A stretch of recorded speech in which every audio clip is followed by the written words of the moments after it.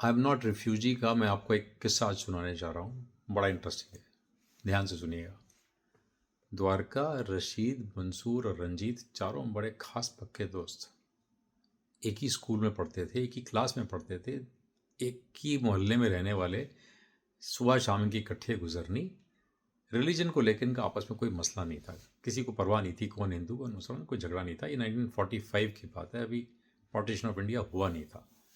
खैर, एक बार इनकी टीम जो है वॉलीबॉल के अंदर भीम की टीम से हार जाती है। जब हारते हैं तो गुस्सा आता है, तो क्या होता है कि रंजीत जो है वो बोलता है कि मंसूर और रशीद तुम्हारी वजह से हम हारे हैं। द्वारका बोलता है रंजीत तुम्हारी वजह से हारे हैं। रशीद बोलता है तुम तीनों की वजह से हारे हैं। खैर, इन दोस्तों का आपस में ये झगड़ा इतना बढ़ जाता है कोर्ट के अंदर कि ऑलमोस्ट वो हाथापाई पे आ जाते हैं। खैर, मैच हार जाते हैं, धीरे धीरे दिमाग शांत होता है, सोचते हैं क्या हुआ, क्यों हारे। तो वो ठेके पे जाकर के एक रम की बोतल खरीदते हैं और 4 गिलास लेके खेतों में चले जाते हैं, इस बात को जानने पहचानने के लिए कि भाई क्या हुआ, आज क्यों हारे, किसकी वजह से, कौन सी गलती कहाँ हुई। तो उसका रेजोल्यूशन तो निकालना चाहिए, हमारे को डिस्कस करना चाहिए। साथ साथ में दारू पी रहे हैं और साथ साथ के अंदर बहस कर रहे हैं और अल्टीमेटली आर्गूमेंट करके सब कुछ कर करा के वो एक सोल्यूशन पे पहुंच जाते हैं और उनको समझ आ जाता है कि गलती कहाँ हुई थी और दोबारा इस गलती को हमें नहीं रिपीट करना, और ख़ासकर कोर्ट में आपस में नहीं लड़ना दूसरी टीम के साथ।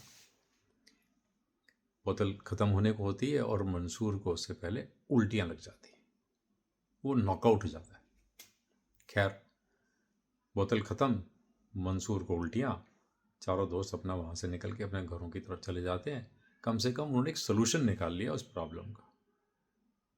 उस दिन के बाद से उन्होंने जब भी कभी कोई इस तरह का मसला होता था, इसमें कोई सीरियस बात होती थी, तो बजाय उस किस्से को वो ऐसे सुलझाने में आमने सामने बैठ कर के वो बोतल खरीदते थे रम की और जाके से खेतों में जाकर के उसको पीते थे, डिस्कस करते थे, बहस करते थे, आर्गूमेंट करते थे और फिर एक सोल्यूशन निकालते थे नॉकआउट सेशन में। लोग तो अक्सर दारू पी के लड़ते झगड़ते मार पीटते एक दूसरे को, ये दारू पी के सोल्यूशन निकालते थे।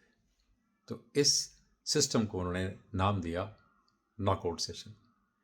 ऐसे नॉकआउट सेशन उनकी ज़िंदगी में और कई बार भी आए, मैं फिर सुनाऊंगा आगे आपको। आप तब तक मेरी किताब खरीदिए अमेज़ॉन से, पढ़िए और उसको एंजॉय कीजिए और उसके रिव्यूज़ ज़रूर शेयर कीजिएगा। इंतज़ार रहेगा आपके रिव्यूज़ का। Thank you.